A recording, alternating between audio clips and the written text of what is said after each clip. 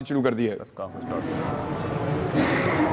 نثار تیری گلیوں پہ اے وطن کے جہاں، نثار میں تیری گلیوں پہ اے وطن کے جہاں، چلی ہے رسم کہ کوئی نہ سر اٹھا کے چلے۔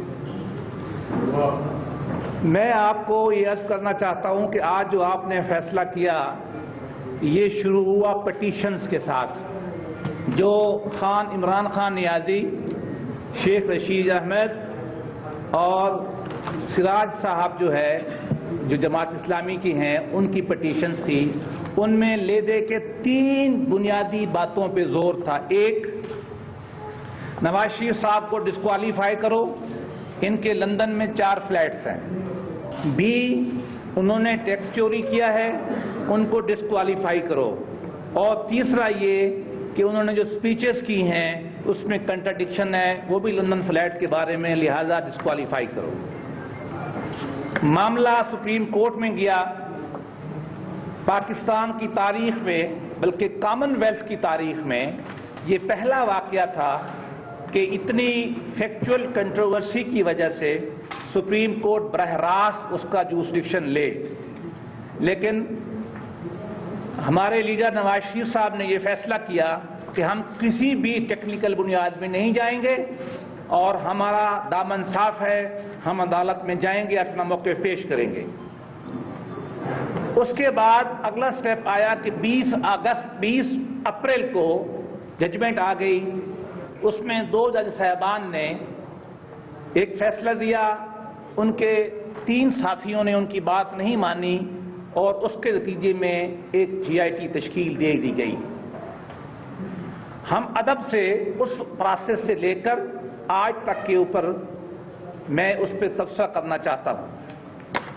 ہماری رائے میں GIT پہلی بات تو ہے کہ اس طرح کے پولیٹیکل کوسچن کو، جہاں ایک پولیٹیکل پارٹی ایک دفعہ دھرنے سے اقتدار نہ لے سکی، لاک ڈاؤن سے نہ لے سکی، اور پھر عدالت کے کندھوں پہ آنے کے لیے، اقتدار کے لیے یا ایک گورنمنٹ کو گرانے کے لیے، یہ خالص پولیٹیکل کوسچن ہے۔ عدالتیں اس کنٹروورسی میں پھنستی ہیں تو نقصان ہوتا ہے، یہ پوری دنیا کا جو اسٹوڈنٹس ہے۔ لیکن بہرحال عدالت عظمیٰ نے یہ لیا، اور اس کے بعد تاریخ میں کبھی ہم یہ سمجھتے ہیں کہ اس طرح کی جوائنٹ انویسٹیگیشن ٹیم نہیں بنی۔ ہم نے اس کو قبول اس لیے کیا کہ کوئی یہ نہ کہے کہ یہ پروسیس سے بھاگنا چاہتے ہیں۔ اور یہ بھی میں ادب سے عرض کرنا چاہتا ہوں، یہ بھی غالباً انسانی تاریخ میں پہلی دفعہ ہوا ہوگا کہ انویسٹیگیشن کے عمل کو جج صاحبان براہ راست سپروائز کر رہے ہو۔ یہ آپ کو معلوم ہے کہ انویسٹیگیشن الگ کام کرتی ہے، پراسیکیوشن الگ کام کرتی ہے، اور جوڈیشری اپنا الگ کام کرتی ہے۔ یہ جو کامن لا کا ایک اسٹیبلشڈ نارم ہے، ہم سمجھتے سیپریشن آف پاور کا، ہم سمجھتے ہیں کہ یہ بھی اس میں ہماری رائے میں اس پر عمل نہیں کیا گیا۔ اس کے بعد GIT کی جو فارمیشن ہے، اخبارات میں ہم نے پڑھا ہے کہ اس میں ماڈرن ڈیوائسز جو ہیں وہ واٹس ایپ سے وہ شروع ہوتی ہے۔ عدالت عظمیٰ کو حق حاصل ہے کہ وہ جس بندے کو منتخب کرے، لسٹ سے نام چن لے، بالکل ٹھیک ہے، لیکن کم و بیش جو میرا تاریخ کا مطالعہ ہے، تاریخ قانون کا، اس میں ہم نے کبھی نہیں دیکھا کہ اس طرح کی باتیں سامنے آئیں۔ اس کے بعد GIT بنی۔ ہم نے ادب کے ساتھ گزارش کی کہ ایک ان میں وہ آدمی ہے جو ہمارے خلاف ریفرنس بنا چکا، ایک وہ آدمی ہے جو ہمارے خلاف برقع میں CF رہا، اس کی بیوی الیکشن لڑتی رہتی ہے۔ ہماری گزارشات ہم نے رکھی، وہ نہیں سنی گئی۔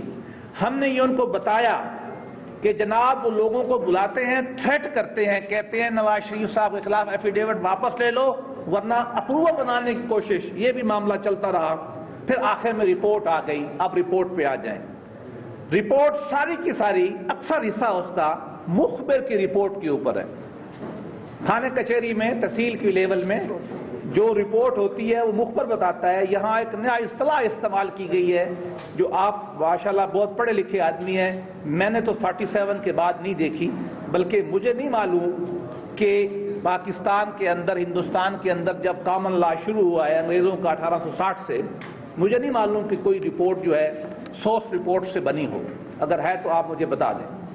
بہرحال اس میں سارے ڈاکومنٹ فوٹو کاپی ہیں، اور خود لکھا انہوں نے کہ ہم یہ نہیں کہتے کہ تصدیق شدہ ہے، عدالت اس کو دیکھ لے۔ خیر رپورٹ آ گئی، تھوڑا آگے چلے۔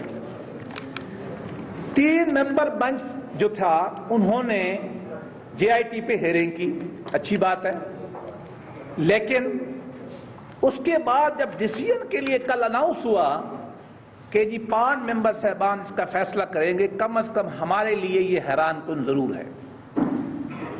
میرا نہیں خیال کہ آپ بھی کوئی اس کی ایک مثال ڈھونڈ سکیں گے۔ اس کی وجہ یہ ہے کہ آر ڈی آرٹم پارٹم کا بنیادی اصول ہے کہ no one can be condemned unheard۔ ایک بات کو 3 جج صاحبان سنتے ہیں اور فیصلہ 5 کرتے ہیں، ان کے لیے آسان کام تھا کہ 5 بیٹھ جاتے، لیکن بہرحال یہ ہوا ہے۔ ہم ادب سے کہتے ہیں، ہم یہ سمجھتے ہیں کہ جس قانون جورسپروڈنس کو ہم سمجھتے ہیں اس میں یہ انصاف کے تقاضے بالکل پوری نہیں کرتا۔ اس کے بعد اب جو آرڈر آئے ہیں اس کے 3-4 پہلو میں عرض کرتا ہوں۔ نیب کو ڈائریکشن دی گئی ہے کہ آپ یہ کام کریں۔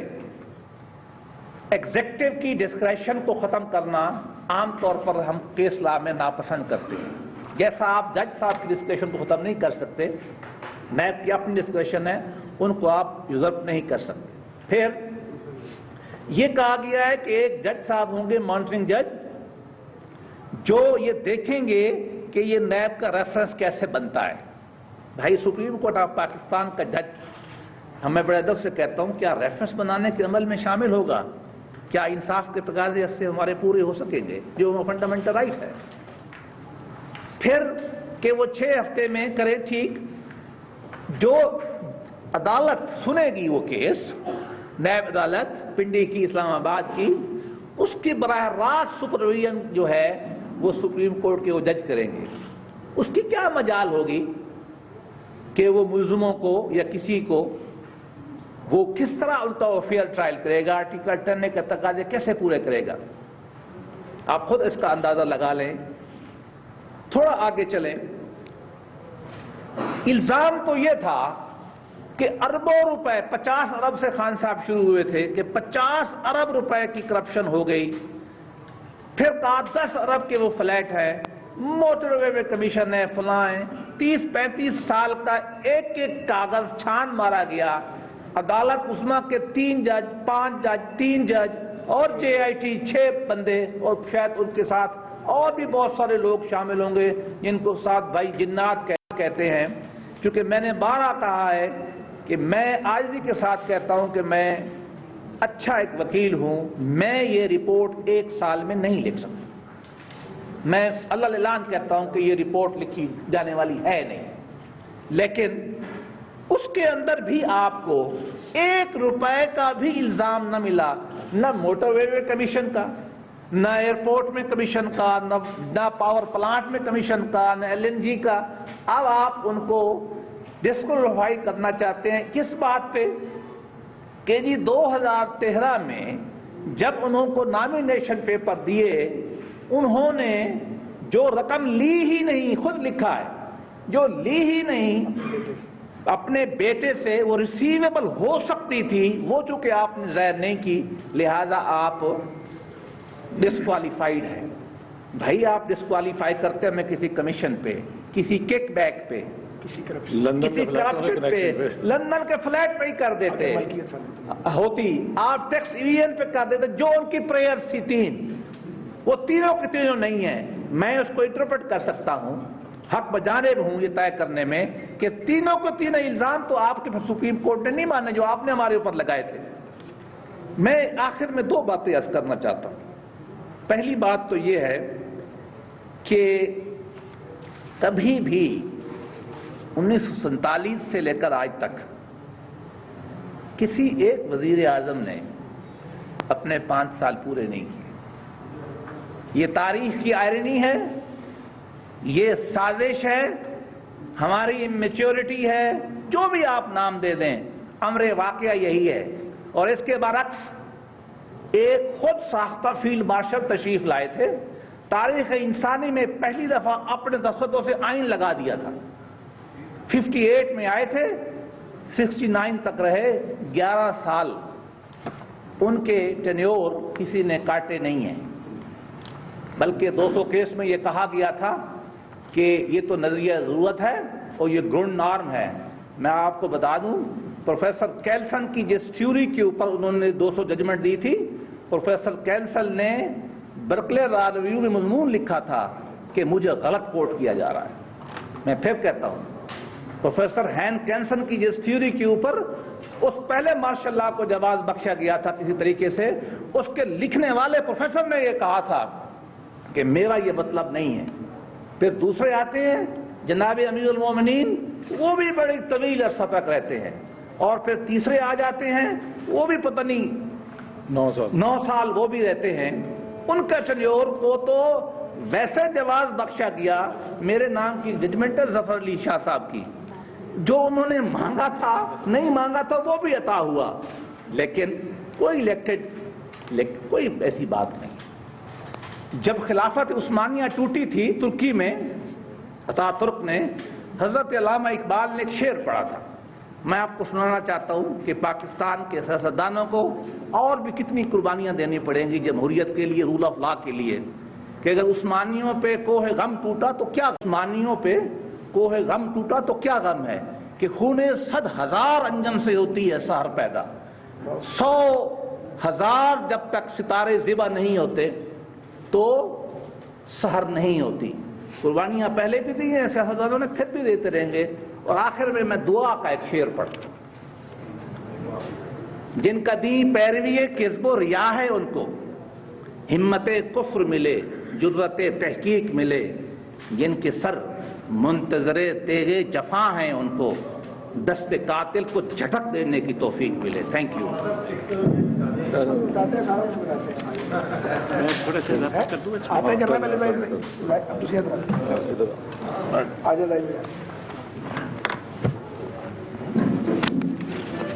बिस्मिल्लाहिर्रहमानिर्रहीम। मैं जो तबसरा किया है बैरिस्टर ज़फ़रुल्लाह खान साहब ने, उस पर थोड़ा सा मैं इजाफ़ा करना चाहता हूँ, ख़ास तौर पे उस नुक्ते पे जिस पे डिस्क्वालिफिकेशन ऑर्डर पास हुआ है। अगर ये ऑनरेबल सुप्रीम कोर्ट का ऑर्डर आप पढ़ें तो उसको 2 हिस्सों में तकसीम किया जा सकता है। एक हिस्सा वो है जो बैरिस्टर साहब आपको बता रहे थे, पैनामा पेपर्स के हवाले से, जो कंपनियों के हवाले से जो इल्ज़ामात लगाए गए थे पिटिशन में, उसमें उन्होंने कोई फाइंडिंग नहीं दी। जो हमारे तफज़ात थे JIT के बारे में, जो इसके बारे में बैरिस्टर साहब बता रहे थे, उसको भी उन्होंने टच नहीं किया। बस ये कहा कि जी चूँकि prima facie case is made out, हम इसको अकाउंटेबिलिटी कोर्ट में नैब को रेफ़र करें, नैब इस पर रेफरेंस बनाए और फिर अकाउंटेबिलिटी कोर्ट में रेफरेंस फाइल करें। जो सीरियस बात है जो डिस्क्वालिफिकेशन की, उसके बारे में मैं आपको ज़रा अर्ज़ करना चाहता हूँ कि उसकी जो बुनियाद है वो ये है कि एक सर्टिफिकेट आप कह सकते हैं, एक सर्टिफिकेट प्रोड्यूस किया गया कि वज़ीर आज़म चेयरमैन है ये कैपिटल FZE कंपनी दुबई में, और उसकी सैलरी जो है वो 10,000 दिरहम है। उनके बेटे की कंपनी है, जिनके एक सेरेमोनियल चेयरमैन थे वज़ीर आज़म, और ये रिकॉर्ड पे है कि जी वज़ीर आज़म ने कहा कि मैंने ये सैलरी ड्रॉ नहीं की। उसको कोट करते हुए उन्होंने कहा कि ये डिनाइल तो है, हमने पढ़ ली है रिटन आर्ग्यूमेंट्स में कि ये डिनाइल है कि ये एसेट है, लेकिन चूंकि वज़ीर आज़म कहते हैं कि ये उन्होंने लेनी थी और ये नहीं ली, तो फिर भी रिसीवेबल तो है ना, और रिसीवेबल है तो एसेट है।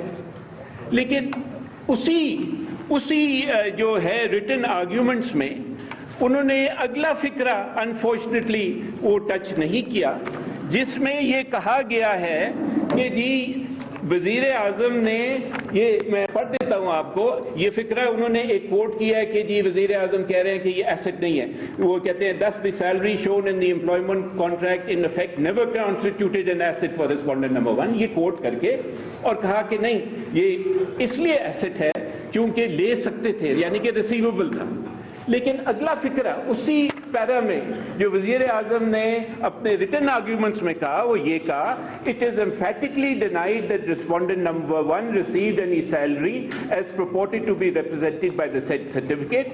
It may be added here that this ceremonial status of respondent number 1 came to an end with the dissolution of Capital FZE, which process began in July 2013, ended in July 2014. However, before that, ये बहुत ज़रूरी है, before that, in January 2013, when respondent number 8 shared his decision to wind up the company, respondent number 1 categorically told him that he did not intend to nor would claim any salary from the company. यानी जनवरी 2013 में अपने ये nomination form या return जो है वो file करने से पहले, डिक्लेरेशन फाइल करने से पहले वजीर आजम ने अपने बेटे को बता दिया था कि मेरे कोई इंटेंशन नहीं ये लेने की, लिहाजा ये अमाउंट पेएबल नहीं था, और अगर पेएबल नहीं था तो रिसीवेबल कैसे हो सकता।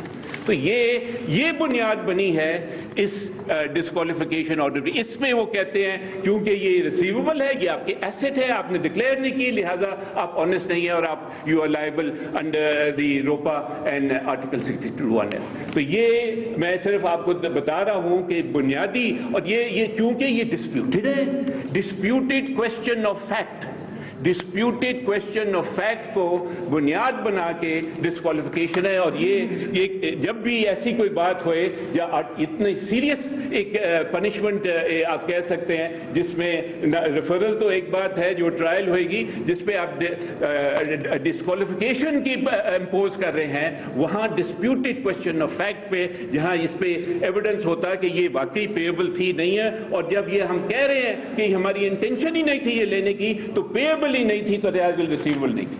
शुक्रिया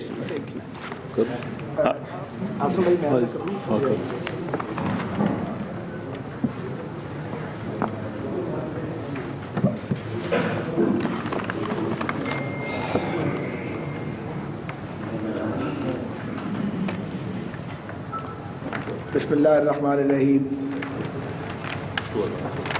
ये कदम कदम पे मक्तल, ये कदम कदम पे मक्तल, ये सवाद कुए जाना, वो यहीं से लौट जाएं जिन्हें ज़िंदगी हो प्यारी। आज का दिन तारीखी नहीं, एक तारीख दिन है। पाकिस्तानी कौम के हक़ हाकमियत को पामाल किया गया है, हमारे साथ इंसाफ नहीं हुआ। अदालत के वक़ार को इंशाअल्लाह मलहूज़े खातिर रखेंगे। अपने कारकुनान से कहते हैं कि वो पुरअमन रहें।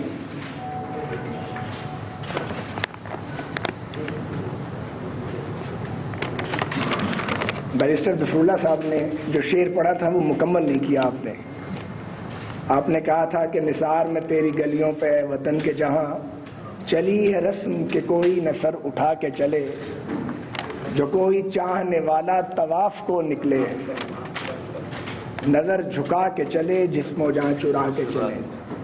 हम नज़र झुका के नहीं चलेंगे, हम इंशाअल्लाह नज़र उठा के चलेंगे। हमारे साथ ये पहली बार नहीं हुआ, बार बार हुआ है। हम बहुत अच्छी तरह जानते हैं कि मियां नवाज शरीफ का और मुस्लिम लीग नून का जुर्म क्या है। हम क्या मांगते हैं? हम पाकिस्तान में सिविल सुप्रीमेसी मांगते हैं। हम क्या मांगते हैं? हम मुंतखब होकर ईवानों में आते हैं और रुस्वा करके ईवानों से निकाले जाते हैं, फिर जेलों की यात्रा करते हैं। लोग अपने घरों में बैठते हैं, हम आमरीयतों का मुकाबला करते हैं,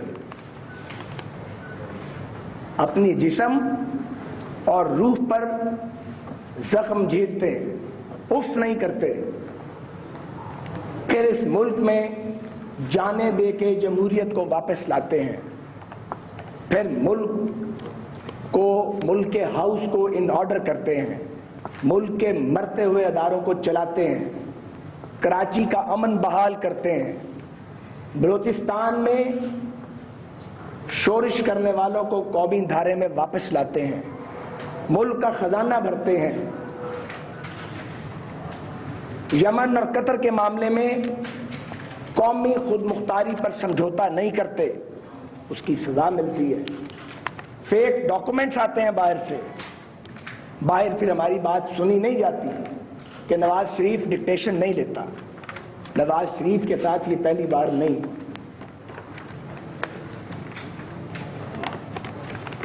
وہ سازشی جنہوں نے دھرنا 1 دیا، پھر دھرنا 2 دیا، لاک ڈاؤن کی باتیں کی، مہرے تھے۔ عمران خان تمہاری حیثیت ایک مہرے سے زیادہ کچھ نہیں ہے، تم ایک شو بوائے ہو، اس کے علاوہ تمہاری کوئی حیثیت نہیں ہے۔ ہم تمہارے بارے میں یہ کہنا نہیں چاہتے تھے، لیکن تم نے ہمیں یہ کہنے پہ مجبور کیا ہے۔ آج یہ بات بہت لوگ کہہ رہے ہیں، کل پوری قوم یہ بات کہے گی۔ کون سی کرپشن ہوئی ہے؟ کون سی لوٹ مار ہوئی ہے؟ کس منصوبے میں کک بیک لیا گیا ہے؟ پاناما پیپرز تو پیچھے رہ گئے، یہ ڈسکوالیفیکیشن پاناما پیپرز کی بنیاد پہ ہوئی ہے، کسی کرپشن کی بنیاد پہ ہوئی ہے، عہدے کے ناجائز استعمال کی بنیاد پہ ہوئی ہے؟ جی نہیں۔ بیٹے کی ایک کمپنی، والد اس کا سیریمونیل چیئرمین، 1 ٹکا وصول نہیں کیا، اقامہ اور کاغذات نامزدگی کے دوران لف کیے گئے اور ہم ڈسکوالیفائیڈ ہیں۔ عدالت سے تو ڈسکوالیفائی ہو سکتے ہیں، لیکن عوام کی عدالت سے ڈسکوالیفائی نہیں کروایا جا سکتا۔ انشاءاللہ ہم کم بیک کریں گے، لوٹیں گے واپس، پر اس بار فیصلہ بڑا ہوگا، اس بار فیصلہ چھوٹا نہیں ہوگا۔ بار بار انتخابات میں جانا اور انتخابات میں جیت کے آنا اور پھر ہاتھ پاؤں بندھوا کے واپس چلے جانا، یہ کوئی کام نہیں ہے۔ ہم نے اپنے لیڈر سے کہا ہے اور ہم نے اپنی پارٹی میں یہ بات کی ہے کہ نئی شرائط لکھی جائیں گی اس ملک میں۔ اس ملک کو رول کون کرے گا اور کیسے روکی جائے گی اداروں کے کام میں مداخلت، اور کیسے آئین پر حرف بحرف عمل ہوگا، اور کیوں وزرائے اعظم کو ذلیل کر کے رسوا کر کے نکالا جاتا ہے، کسی کو پھانسی پہ لٹکایا جاتا ہے، کوئی جلا وطنی اس کا مقدر قرار پاتی ہے، اور دوسرا وزیر اعظم ڈسکوالیفائی کر دیا گیا ہے۔ کس بات پہ؟ اور صادق اور امین کی کہانی میرے دوستوں اب چلے گی، لیکن صادق اور امین کی کہانی صرف وزیر اعظم یا سیاست دانوں تک نہیں رہنی چاہیے، یہ ہر اس جگہ جانی چاہیے جہاں فیصلے کیے جاتے ہیں۔ ہم اس کہانی کو چھیڑنا نہیں چاہتے تھے، ہم سمجھتے تھے کہ 62 اور 63 یہ بھی آئین میں تجاوزات ہیں جو ایک ڈکٹیٹر کے دور کی انکروچمنٹ ہے۔ یہ ہماری نالائکی کہہ لیں کہ ہم اس کو نکال نہیں سکے، یا یہ کہہ لیں کہ اگر نکالتے تو ایک پرسیپشن پیدا کیا جاتا کہ سیاستدان اپنے آپ کو محفوظ کرتے ہیں۔ لیکن کیا ایسی شکایات باقیوں کے لیے بھی موجود ہیں جو فیصلے کرتے ہیں؟ اس کا جائزہ لینا ہوگا۔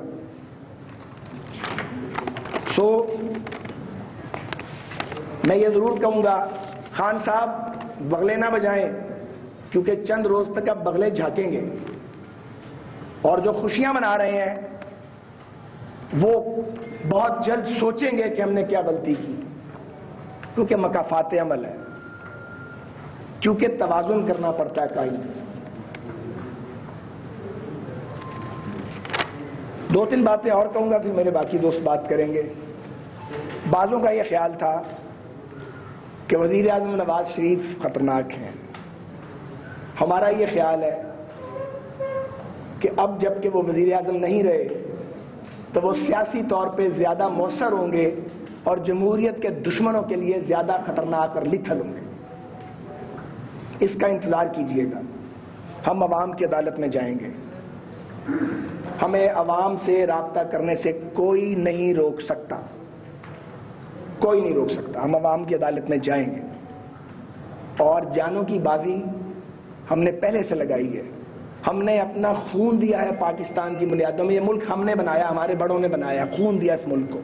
ہم نے بنایا پاکستان، ہمارے بڑوں نے خون دیا ہے، ایک بھرپور سیاسی جد و جہد کے نتیجے میں بنا ہے۔ ہمارے بڑوں نے اس ملک کو بنانے کے لیے جیلیں کاٹی ہیں گورے کی، اور پھر آمریتوں کی جیلیں ہم نے کاٹی ہیں۔ تو یہ جد و جہد رائے گاہ نہیں جانے دیں گے کہ ایک شخص 1.5 کروڑ ووٹ لے کے آئے اور 1.5 منٹ میں چلتا کر دیا جائے۔ اور جس راستے پہ صادق اور امین کے اب پاکستان کو ڈال دیا گیا ہے، تو پھر یہ سوال اب بار بار پوچھا جائے گا، اور ہر کسی سے پوچھا جائے گا، آپ صادق اور امین ہیں، اپنی تلاشی دو۔ تو کون کون تلاشی دے گا اور کہاں کہاں تلاشی دے گا؟ بہرحال ہم تو پاکستان کو نواز شریف صاحب کی قیادت میں شاہراہ ترقی پہ ڈال چکے تھے۔ انشاءاللہ تعالی کوئی کیوس کریٹ نہیں ہوگا، کوئی افراتفری پیدا نہیں ہوگی، ہوش کے ساتھ آگے بڑھیں گے، جوش کے ساتھ صرف آگے نہیں بڑھیں گے۔ میں پھر کہتا ہوں، اداروں کا تقدس اور احترام ملحوظ خاطر رہے گا، کوئی افراتفری نہیں ہوگی۔ ہم نے اپنے کارکنوں کو کہا ہے، پھر کہتے ہیں تکرار سے، پرامن رہیے، کیونکہ ہم آگے بڑھیں گے، پیش قدمی کریں گے، لیکن ہوش اور تدبر کے ساتھ کریں گے۔ لیکن جو لوگ بار بار پاکستان کی ترقی کو ریورس گیئر میں ڈال دیتے ہیں، ان سے بھی یہ سوال ضرور پوچھے گا، مورخ بھی پوچھے گا اور پاکستانی قوم بھی پوچھے گی۔ آپ کو پاکستان کی ترقی کو، پاکستان میں غربت کے خاتمے کی کوششوں کو، پاکستان میں خوشحالی لانے کی کوششوں کو ریورس گیئر میں ڈالنے کا حق کس نے دیا تھا؟ آخری بات، ہمیں اندازہ تھا کہ سی پیک کو پاکستان میں لانے کی سزا ملے گی، کیونکہ جب ایٹمی دھماکہ کیا تھا تب بھی سزا دی گئی تھی۔ آج اس شخص کو ایک چھوٹے سے نقطے کی بنیاد پر، کسی رشوت یا کرپشن کی بنیاد پر نہیں، نااہل قرار دلوایا گیا عدالت سے، جو ایٹمی پاکستان کا معمار ہے، وہ شخص جو جدید پاکستان کا معمار ہے، وہ شخص جو ایک ویژن رکھتا ہے پاکستان کو آگے لے کے جانے کا اور کر کے دکھاتا ہے۔ ہم نے باتیں نہیں کی، ہم نے تو کام کیا ہے۔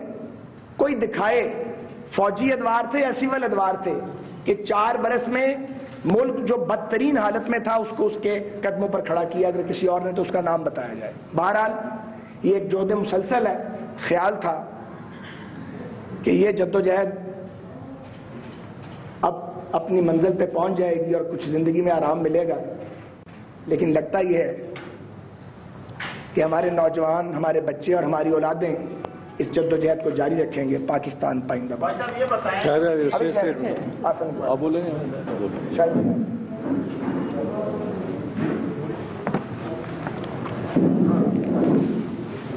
تقریباً ساری باتیں میرے کلیگز نے کر دی ہیں۔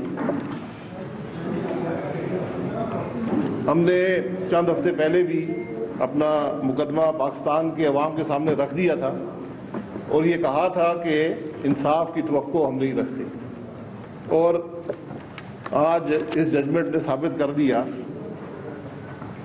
ہم سپریم کورٹ کو بالکل ریڈیکیول نہیں کرنا چاہتے، ہم اس کو قانونی طور پہ چیلنج کریں گے، لیکن یہ ضروری ہے کہ حقائق پاکستان کے عوام کے سامنے رکھے جائیں، اور اپنا دفاع کرنا، حقائق پاکستان کے عوام کے سامنے رکھنا، یہ ہمارا حق ہے، یہ ہم سے کوئی نہیں لے سکتا۔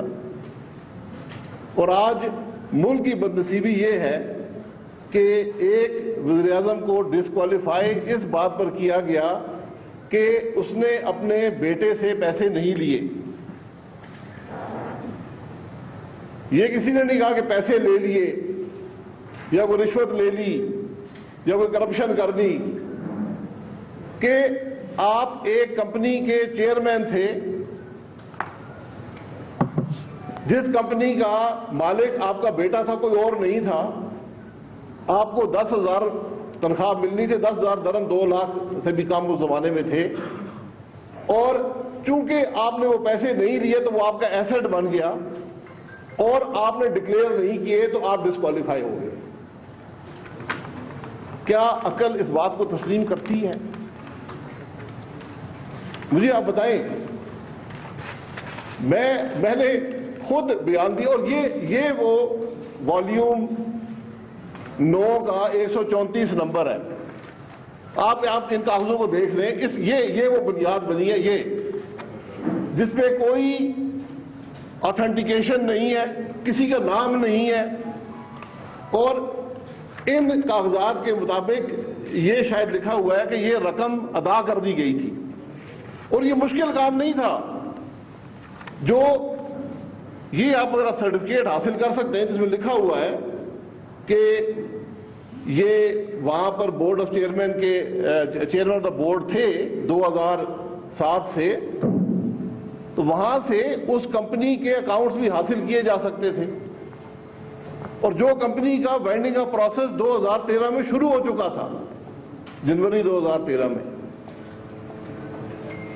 تو آج ملک میں انتشار بات کہاں سے شروع ہوئی؟ گاڈ فادر سے شروع ہوئی، مافیا تک پہنچی، اور آخر میں کہ آپ نے 10,000 درم جو آپ کے بنتے تھے آپ نے نہیں لیے تو آپ کو ڈسکوالیفائی کرتے ہیں. میرا خیال ہے تاریخ اس کو قبول نہیں کرے گی. میں معذرت سے کہتا ہوں، تاریخ نے ماضی میں بھی بہت سے تاریخ فیصلے قبول نہیں کیے، اور یہ اس باب میں ایک اضافہ ہے. یہ بنیادی بات ہے. ہم نے اپنا مقدمہ عوام کے سامنے رکھ دیا ہے، فیصلہ عوام کر دیں گے. اور اس سے بھی ایک بڑی عدالت موجود ہے. ان چیزوں کا فیصلہ بھی کسی دن ہونا ہے کہ کس نے زیادتی کی اور کس نے کیا فیصلے دیے، کس بنیاد پر دیے. تو یہ حقائق ہم چاہتے ہیں کہ عوام کے سامنے ہو کہ وزیر اعظم پر کوئی کرپشن کا ثبوت نہیں. 8 سال مشرف لگا رہا، کوئی ایک پیسے کی کرپشن ثابت نہیں کر سکا. یہ ہزاروں صفحے کی رپورٹ بنی، اس میں سے یہ چیز نکلی کہ آپ نے اپنے بیٹے سے 10,000 درہم نہیں لیے تو آپ کو ڈسکوالیفائی کرتے. مجھے آپ بتائیں کیا عقل ان باتوں کو تسلیم کرتی ہے؟ کیا آپ ملک میں انتشار اس وجہ سے پھیلائیں گے؟ کیا آپ وزیر اعظم کو برطرف کر دیں گے؟ اگر یہی معیار رکھنا ہے تو میں آپ کو حقیقت سے کہتا ہوں کہ یہاں شاید کوئی نہ بچ پائے. اگر یہی معیار ہے، اس لیے لوگوں کے ٹی اے نکالنے سے مارے جائیں گے. ہم تو اپنی بات عدالت میں بھی کی، اپنا حق بھی عدالتی استعمال کریں گے، اور سب سے بڑھ کر عوام کی عدالت میں اپنی باتیں رکھیں گے، اور رکھ دی ہیں. فیصلہ عوام نے کرنا ہے. بہت شکریہ.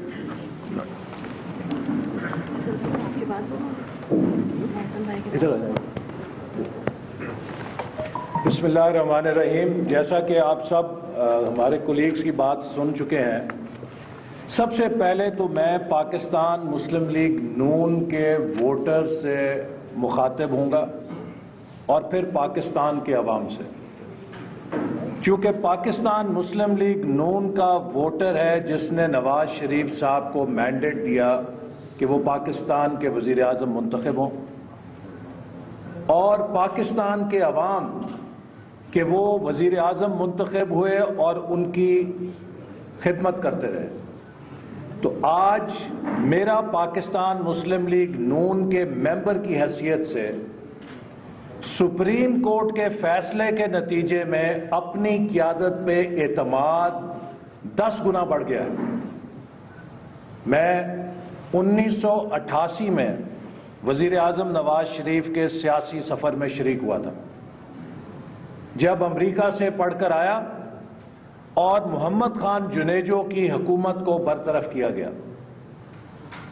اور شاید وہ محمد خان جنیجو کے جسے آج سیاسی اور جمہوری تاریخ میں کہا جاتا ہے کہ پاکستان کے سب سے معصوم ترین وزیر اعظم تھے، دیانتدار بھی تھے، اور انہیں بھی چور اور ڈاکو بنا کے برطرف کیا گیا. اس چیز نے میرے اوپر بہت اثر ڈالا اور میں نے نواز شریف صاحب کے سیاسی قافلے میں شمولیت اختیار کی. میں یہ بات دکھ کے ساتھ کہنا چاہتا ہوں کہ یہ بال سفید ہو گئے، پوری زندگی اس سفر میں گزار دی ہے، آج ہم پھر 1988 کی وہ جون کی گھڑی میں کھڑے ہیں۔ 30 سال میں پاکستان کو ہم آگے نہیں لے کر جا سکے۔ افغانستان کے اندر سیکیورٹی آف ٹینیور اسٹیبلش ہو گیا کہ وہ جو کارزئی صاحب 6 سال پورے کر گئے، اب اشرف غنی صاحب 6 سال پورے کریں گے اور اگلا بھی 6 سال پورے کرے گا۔ ہمیں 70 سال ہو گئے ہیں کہ اس عہدے میں کیا مینوفیکچرنگ ڈیفیکٹ ہے کہ پاکستان کا کوئی وزیر اعظم اس اہل نہیں کہ وہ اپنے 5 سال پورے کر سکے۔ اور آپ نے دیکھا کہ یہ جو ابھی شاہد خاقان عباسی صاحب نے آپ کو تفصیل بتائی کہ عمران خان صاحب اور ان کے جو ساتھی ہیں وہ شروع ہوئے کہ جناب 50 ارب روپے کی کرپشن، پتہ نہیں پھر 10 ارب کی کرپشن، پھر وہ 4 فلیٹ جی اتنے ارب کی مالیت کے اور کیا کیا۔ اور آج جب یہ فیصلہ آیا تو مجھے لگا وہ محاورہ یاد آ گیا کہ کھودا پہاڑ، نکلا چوہا اور وہ بھی مرا ہوا۔ یعنی کہ جو پریئر تھی کہ جناب یہ نواز شریف صاحب لندن کے 4 فلیٹوں کے مالک ہیں، پریئر یہ تھی کہ جناب نواز شریف صاحب نے جتنی کرپشن کی ہے پاکستان میں اتنی کسی نے نہیں کی۔ جو پریئر تھی کہ پاکستان کے اندر ان کے پاس جتنی دولت ہے اس کا انہوں نے اظہار نہیں کیا اپنے ٹیکس ریٹرنز کے اندر۔ تو اگر یہ نااہلیت اس بنیاد کے اوپر ہوتی کہ کوئی قطعیت کے ساتھ اس جے آئی ٹی کی رپورٹ کی روشنی میں عدالت کہتی کہ یہ ہمارے پاس واضح اور 2 ٹوک ثبوت آ گیا ہے کہ نواز شریف صاحب ان فلیٹس کے مالک ہیں اس لیے ہم نااہل کر رہے ہیں، تو کچھ شرمساری ہوتی ہمیں آج۔ اگر عدالت کے فیصلے میں یہ ہوتا کہ جناب اتنے کروڑ کے اثاثے ہم نے آپ کے دیکھے ہیں، جو آپ نے اتنے ارب کے اثاثے ہیں ان کو اپنی ڈیکلریشن میں شامل نہیں کیا تھا تو ہم آپ کو نااہل کر رہے ہیں، تو کوئی بات ہوتی۔ نااہل کیا جا رہا ہے 20 کروڑ عوام کے منتخب وزیر اعظم کو، جو ایک نیوکلیئر کنٹری کا وزیر اعظم ہے، کس بنیاد پہ کہ 10,000 درہم کی تنخواہ آپ نے اپنے بیٹے کی کمپنی سے جو اس کے آپ چیئرمین تھے وصول نہیں کی، آپ وصول کر سکتے تھے، لہٰذا وہ آپ کا اکاؤنٹ ریسیویبل تھا اور لہٰذا آپ کا ایسٹ تھا اور آپ نے اس کو ڈکلیئر نہیں کیا۔ میں آپ کو یہ عرض کرنا چاہتا ہوں کہ چلے اگر میرے جیسا کوئی غریب آدمی 10,000 درہم کو ڈکلیئر نہ کرے تو وہ میرے ایسٹس کا شاید 20% یا 30% بنے گا۔ اگر یہ مان بھی لیا جائے کہ 10,000 درہم ان کے ریسیویبل تھے اور انہوں نے ان کو ڈکلیئر نہیں کیا، جو 2 لاکھ روپے یا 2.25 لاکھ روپے مالیت بنتی ہے، اگر آپ وزیر اعظم نواز شریف صاحب کی ویلتھ سٹیٹمنٹ اور وہ ڈیکلریشن دیکھیں جو انہوں نے الیکشن کمیشن کو دیا ہے، تو میرا خیال ہے اس میں کروڑوں مالیت کے اثاثے ظاہر کیے گئے، کروڑوں روپے کے مالیت کے اثاثے ظاہر کیے گئے ہیں۔ کیا یہ عقل مانتی ہے کہ جہاں انہوں نے جتنے کروڑ کے مالیت کے اثاثے ظاہر کیے اس میں 2.25 لاکھ روپے اور ظاہر کر دینے سے ان کے اوپر کوئی تلوار گر جانی تھی؟ 2 لاکھ یا 2.25 لاکھ اگر انہوں نے مینشن نہیں کیے تو ان کی جو ویلتھ سٹیٹمنٹ یا ویلتھ سٹیٹس ہے اس میں کیا کوالٹیٹیو چینج آ جاتی ہے جس کو وہ چھپا رہے تھے؟ اگر آپ کی یہ بات درست بھی مان لی جائے تو یہ ایک اتنی چھوٹی اومیشن ہوگی کہ شاید کوئی اتنی بڑی عدالت اس کو اپنے زیر غور لانے کے قابل بھی نہیں سمجھے گی۔ ایک ہیومن ایرر کے طور پہ یا ایرر آف اومیشن کے طور پہ آپ اس کو اوور لک کر دیں گے۔ آپ کوئی بھی سٹیٹمنٹ بنائیں، اگر آپ 10 کروڑ کی سٹیٹمنٹ بنا رہے ہیں اور اس میں 10-20 ہزار روپے یا 1-2 لاکھ کی اومیشن نظر آ جائے تو یو ول اوور لک کہ یہ ہیومن ایرر بھی ہو سکتا ہے. لیکن آپ یہ دیکھیے کہ وہ وزیر اعظم جس پہ آپ نے اربوں روپے کی کرپشن کے الزامات لگا کے پورے ملک کو تہو بالا کر دیا، پچھلے 1 سال سے ایک ہیجان پیدا کیا ہوا ہے، تو اس اربوں روپے کی کرپشن کی کہانی کے اندر سے نکلے 2 لاکھ روپے، اور وہ 2 لاکھ روپے بھی کہ جن کو میں نے مرا ہوا چوہا کیوں کہا کہ جی یہ ریسیویبل ہو سکتے تھے، آپ نے لیے نہیں، یہ ہو سکتے تھے. ایک امکان کے مفروضے کے اوپر وزیر اعظم کو ڈسکوالیفائی کر دیا گیا.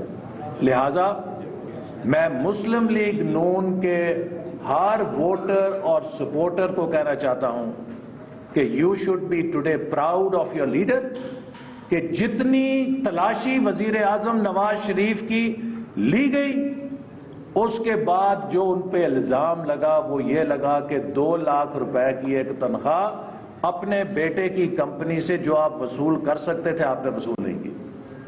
تو یہ بہت بڑی ونڈیکیشن ہے.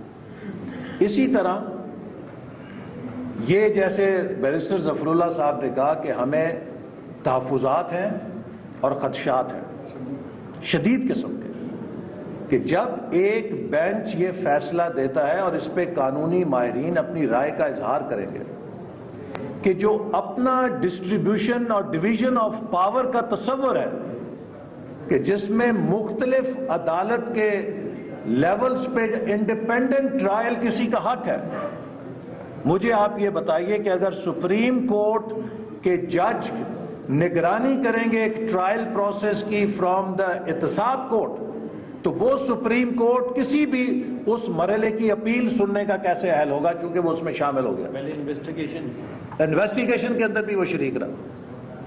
تو یہ جو جورسپروڈنس ہے جو صرف وزیر اعظم نواز شریف کے لیے ایجاد ہو رہی ہے یا اختراع ہو رہی ہے یا نئی پیدا ہو رہی ہے، میں بہت ادب کے ساتھ، عدالت کا ہم ادب کرتے ہیں، ہم نے عدالت کے لیے بڑی سٹرگل کی ہے، لیکن یہ وہ روایات نہیں تھیں جن کے لیے مجھے معذرت سے کہنا پڑتا ہے کہ ہم نے سٹرگل کی تھی. وزیر اعظم نواز شریف کو، ہماری جماعت کو اور ہمیں پہلے دن سے خدشات تھے کہ واٹ از رائٹنگ آن دا وال، لیکن ہم نے اس کے باوجود پورے عمل میں حصہ لینے کا فیصلہ کیا. وزیر اعظم چاہتے تو یہ کہہ سکتے تھے کہ میرے بچوں نے جلا وطنی کے بعد، میں نے جلا وطنی اختیار نہیں کی، مجھے جنرل مشرف نے جلا وطن کیا، اور ملک سے باہر جب ہمیں پھینکا گیا تو ہم نے وہاں کا بچوں نے کاروبار کیا، وہ بالغ ہیں اور وہ اس قانون کو جواب دیں. پاکستان میں وہ جواب طلبی کے پابند نہیں ہیں، لیکن اس کے باوجود وزیر اعظم نے اپنے تمام بچوں کو 6 دفعہ جی آئی ٹی کے سامنے کہا، اپنے بچوں کو کہا کہ آپ جائیں اور ہر چیز کا جواب دیں چونکہ ہمارے ہاتھ صاف ہیں. اپنی بیٹی کو انہوں نے پیش کیا جی آئی ٹی کے سامنے اور خود پیش ہوئے. ان کے والد کا احتساب کیا گیا جو فوت ہو چکے ہیں، ان کی والدہ کو بیچ میں دریگا گیا. اپنی پوری فیملی کی ہر طرح سے انہوں نے تذلیل کو برداشت کیا، صرف اس لیے کہ کوئی یہ انگلی نہ اٹھا سکے کہ وزیر اعظم شاید کچھ چھپانا چاہتے تھے. اور اس کے بعد جب سارے جوابات دیے گئے تو پھر سامنے یہ نکلا کہ جی آپ ایک ایسے 10,000 درہم کے اوپر ڈسکوالیفائی ہو رہے ہیں کہ جو آپ کے بیٹے کی فرم سے لے سکتے تھے، آپ نے لیے نہیں. اس فیصلے کو مجھے بڑے ادب سے کہنے دیجئے، اینلز آف ہسٹری میں جن الفاظ سے لکھا جائے گا وہ آپ قانون دانوں کے تبصروں سے سن لیں گے، اور شاید یہ ججمنٹ جو ہے دنیا کے لا سکولز کے اندر کیس سٹڈی کے طور پہ بھی پڑھائی جائے گی کہ پریئر کیا تھی اور ججمنٹ کیا ہے. تو میں سمجھتا ہوں کہ پاکستان کے عوام اور مسلم لیگ نون کے ووٹرز کو فخر ہونا چاہیے کہ اتنی بڑی پرسیکیوشن جو کی گئی، اتنی بڑی جو ایک چھلنی لگائی گئی، اس سے جب ان کے وزیر اعظم نے نکلے تو کسی کرپشن کا الزام نہیں لگ سکا، کسی بدعنوانی کی سزا نہیں مل سکی، اور ایک ایسی بنیاد پر ان کو سزا دی گئی ہے کہ اگر اس پیمانے کو شاید اپنایا گیا تو پھر مجھے ڈاؤٹ ہے کہ کون صادق اور امین اس ملک کے اندر ہو سکے گا۔ تو میں انہی الفاظ کے ساتھ ایک بات یہ کہنا چاہوں گا کہ وزیر اعظم نواز شریف نے آج اپنی پارٹی کے ساتھ جو میٹنگ ہوئی اس میں دو ٹوک الفاظ میں کہا ہے کہ ہم پاکستان کے عوام کے مینڈیٹ کا دفاع کریں گے، اور انشاءاللہ تعالی مسلم لیگ نون کی حکومت 4 جون 2018 تک اپنا مینڈیٹ مکمل کرے گی، اور ہم اپنے قانونی اور آئینی آپشنز کو استعمال کریں گے۔ ایک سیکنڈ میں ایک منٹ میں صرف ایک چیز ایڈ، ابھی آپ کو سوال ملتے ہیں، صرف میں یہ کہنا چاہ رہی ہوں، ایک بات ایڈ کرنا چاہ رہی ہوں، بسم اللہ الرحمن الرحیم، کہ وزیر اعظم پاکستان کا جرم یہ تھا کہ وہ وزیر اعظم پاکستان بنے اور بار بار بنے، لیکن کسی بھی وزیر اعظم کو تو گھر بھیجا جا سکتا ہے، لیکن پاکستان مسلم لیگ نون کے لیڈر محمد نواز شریف کو کوئی گھر نہیں بھیج سکتا۔ وہ اپنی پوری طاقت سے واپس لوٹ کے آئیں گے اور عوام ان کو ان کا یہ حق دلوائیں گے، اور جو ساری باتیں میرے سینئر کولیگز نے کی میں ان کو دہراؤں گی نہیں، لیکن as a student of law یہ جو ججمنٹ، یہ جو آرڈر ہم نے دیکھا ہے، اس کے اندر اتنے سوالات اٹھتے ہیں کہ شاید میں آج نادم ہوں کہ میں ایک وکیل کیوں بنی۔ میں بہت نادم ہوں، میں شرمندہ ہوں، کیونکہ اگر میں نے اس قسم کی چیزیں پڑھنی ہیں تو میرے دماغ میں سوال اٹھیں گے۔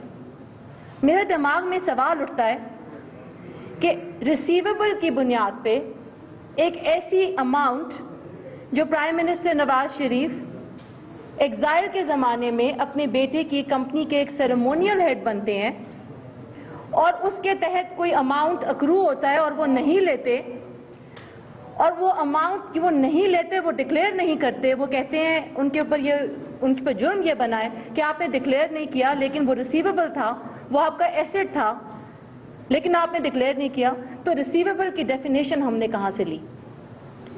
نیشنل اکاؤنٹیبلٹی کا جو لا ہے اس میں جو ایسٹس کی ڈیفینیشن دی ہے اس میں ریسیویبل موجود نہیں ہے۔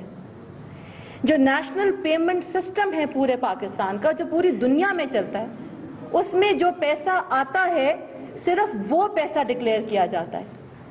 تو یہ سارے جو لیگل سٹرکچرز ہیں ان سے ہٹ کر اگر کوئی طریقہ کار استعمال کیا گیا ہے تو اس کے اوپر ہم سوال اٹھائیں گے اور ہم ضرور اپنا مدعا لے کے جائیں گے۔ شکریہ۔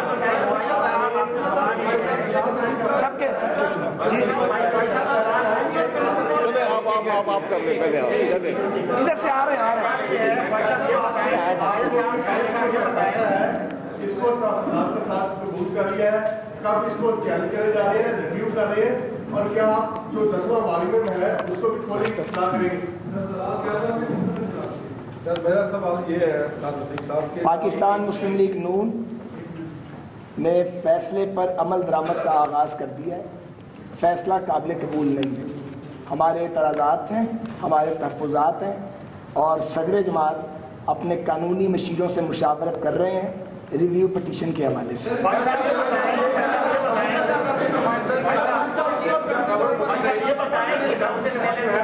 پہلے تو نواز نے یہ کہا کرتی تھی کہ باقی سیاسی جماعتیں جو پٹیشنرز ہیں وہ صبر کریں اور عدالتی فیصلے کا انتظار کریں۔ پارڈن؟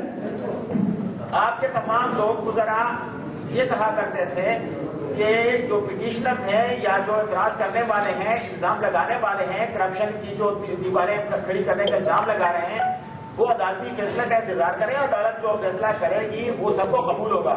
آج آپ کے تحفظات سامنے کیوں آئے؟ دوسرا یہ کہ اگر ریورس گیئر لگا ہے، اگر ریورس گیئر لگا ہے تو آپ جو سازشیں کرنے والے ہیں ان کا نام بھی نہیں بتاتے۔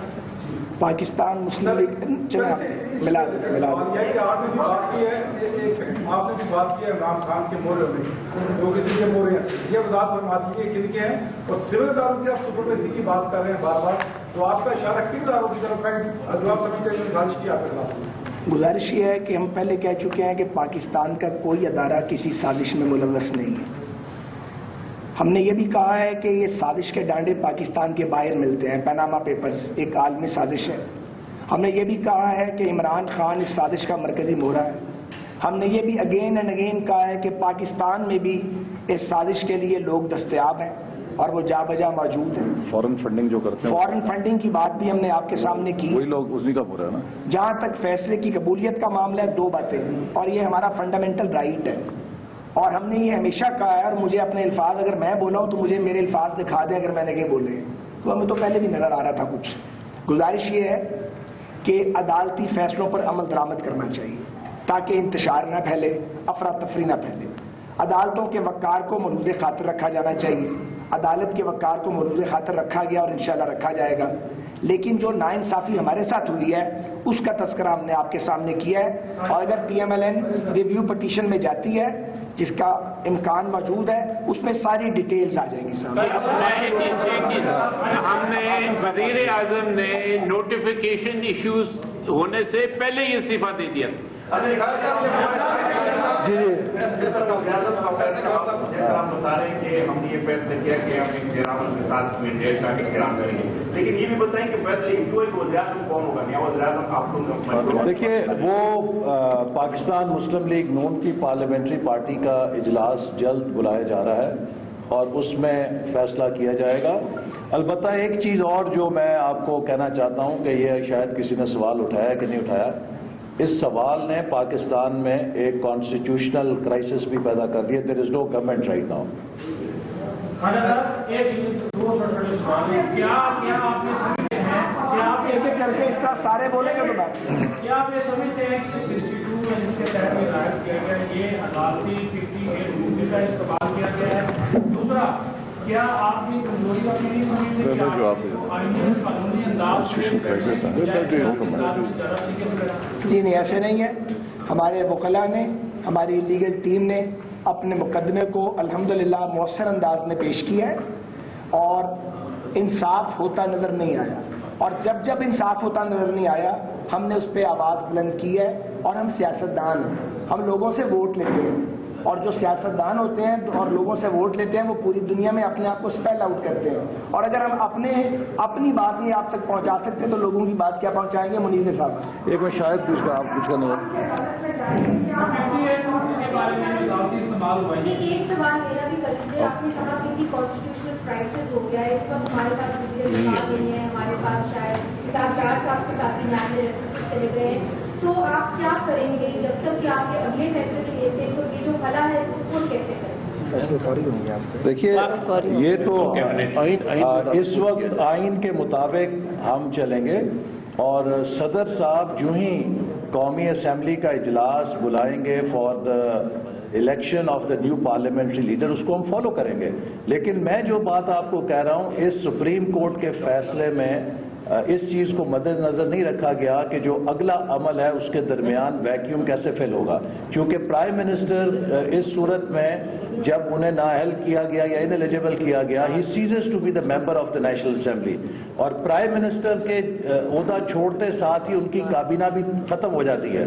तो इस वक्त पाकिस्तान में ना कोई प्राइम मिनिस्टर है, ना पाकिस्तान में कोई काबीना है। सदर साहब नया अमल शुरू करेंगे तो उसके बाद ये इफेक्ट हो जाएगा। लेकिन मैं एक और आपको आइन के मुताबिक जो अमल है उसके मुताबिक हम कर लेंगे, लेकिन इस एक फैसले के अंदर इस चीज को पेश नजर नहीं रखा गया कि ये रोड ट्रांजिशन कैसे होगी। ऐसा नहीं, ये बताइएगा कि जब आप ये कह रहे हैं कि इंसाफ होता हुआ नजर नहीं आया, तो अब अगर मुस्लिम लीग नून रिव्यू पिटीशन दायर करती है तो आप किस वक्त के तहत दोबारा सुप्रीम कोर्ट से रिव्यू कर रहे हैं? जुमले में बता दें बात, हम रिकॉर्ड को ठीक रखना चाहिए। देखिए, हमारा ये आईनी हक है, हम चाहते हैं कि हमारे तमाम आईनी कानूनी इतराज़ात तारीख के सुपुर्द हो जाएं और जो नस्ल है उसको देखती रहे। अलबत्ता ये फैसला वैसे ही शुमार होगा जैसा मौलाना तमीज़ुद्दीन केस था, जैसा 200 केस था, जैसा 200 भुट्टो केस था, जैसा जफर अली शाह केस था, ये वैसा केस होगा।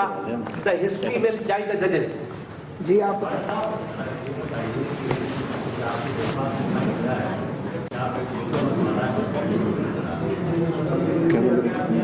मत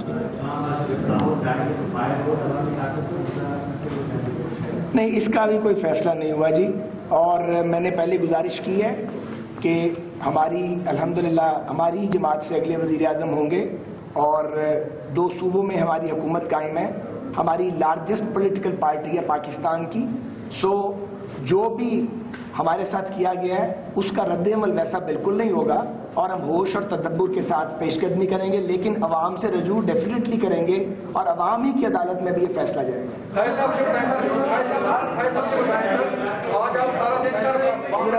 چودھری نثار صاحب کا سوال ہے بھائی صاحب، چودھری نثار صاحب نے جو پرائم منسٹر کو کہا تھا، جو انہوں نے گزارشات پیش کی تھی، آج 2 دفعہ ملاقات ہوئی ہے چودھری نثار صاحب کی، تو کیا پرائم منسٹر اور جو حکومتی جماعت ہے وہ اسی طرح عمل کر رہی ہے؟ اور چودھری صاحب کا اس فیصلے کے بعد استعفیٰ، اب تو کیبنٹ ڈیزالو ہو گئی ہے، لیکن ان کی رکنیت بھی قومی اسمبلی کی ختم ہو گئی ہے۔ دیکھیں، کل ہی چودھری نثار علی خان صاحب نے یہ ڈینائل کر دی تھی، کیونکہ کسی ایک آدھ چینل پہ اس کو مس کوٹ کیا گیا تھا۔ انہوں نے یہ کہا تھا کہ میں استعفے کے بارے میں سوچ رہا تھا، مگر بعض دوستوں سے ملاقات کے بعد میں نے اس کو چھوڑ دیا تھا۔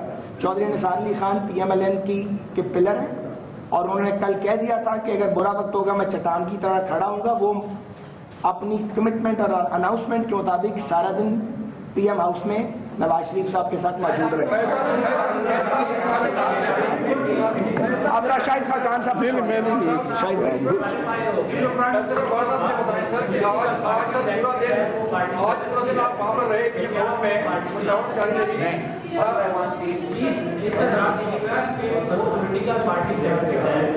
دیکھیں، یہ جو آپ کی بات ہے پولیٹیکل پارٹیز ایکٹ کے تحت پارٹی ہی الیکٹ کرتی ہے صدر، اور اگر کوئی ایسی قانونی شک ہے تو پارٹی الیکٹ کر لے گی، یہ کوئی نئی بات نہیں ہے۔ ہم نے ان چیزوں کا جنرل مشرف کے دور میں سامنا کیا ہوا ہے، اور اس وقت بھی مصنوعی طور پہ پرائم منسٹر نواز شریف کو پارٹی کے عہدوں سے علیحدہ کرنے کی کوشش کی گئی تھی، لیکن وہ کامیاب نہیں ہوئی۔ ان کی قیادت پر اس وقت کراچی سے لے کر گلگت تک مسلم لیگ نون کے ہر کارکن کو اعتماد ہے، اور انشاءاللہ ان کی لیڈرشپ میں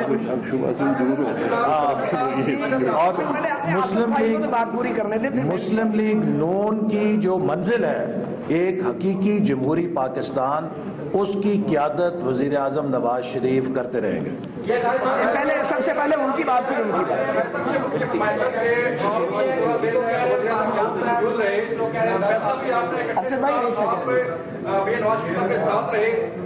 کیا مراد کیا ہے نواز شریف صاحب کا، اور ان کے فیصلہ کے سننے کے بعد جو ریمارکس کیا تھے کیا؟ اچھا جی آپ نے کیا کہا؟ زاہد بھائی بتاتے ہیں ایک سیکنڈ۔ مورال اور میاں نواز شریف، تو مورال ان کا کوہ ہمالیہ کی طرح الحمدللہ بلند ہے، اور مولانا فضل الرحمان صاحب وہاں موجود تھے، اور انہوں نے وہاں ایک کہاوت بھی سنائی جس کا مطلب یہ تھا کہ آپ کے ساتھ کون سا یہ پہلی بار ہوا ہے۔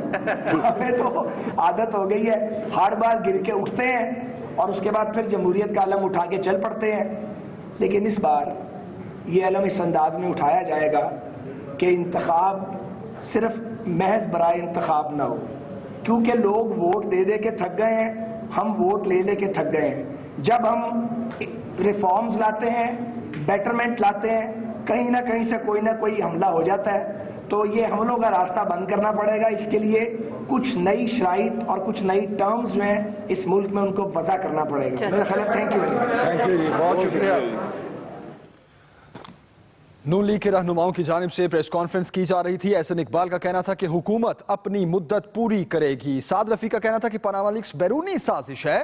وزیر اعظم نے نوٹیفیکیشن جاری ہونے سے پہلے ہی استعفیٰ دے دیا تھا۔ زاہد حامد کا ایسا کہنا تھا۔ نون لیگ کا قبل از وقت الیکشن کرانے سے انکار، بڑی خبر دے رہے ہیں آپ کو، نون لیگ کے رہنماؤں کی جانب سے پریس کانفرنس کی گئی۔ احسن اقبال کا کہنا تھا کہ حکومت 4 جون 2018 تک اپنی مدت پوری کرے گی۔ پاکستان کا کوئی ادارہ اس سازش میں ملوث نہیں، سعد رفیق کا ایسا کہنا تھا۔ پاناما لیکس بیرونی سازش ہے اور عمران خان اس کا حصہ ہے۔ سعد رفیق کا اس پریس کانفرنس میں ایسا کہنا تھا۔ وزیر اعظم نے نوٹیفیکیشن جاری ہونے سے پہلے ہی استعفیٰ دے دیا تھا۔ زاہد حامد کی جانب سے یہ بتایا گیا مسلم لیگ نون کی حکومت اپنی مدت پوری کرے گی۔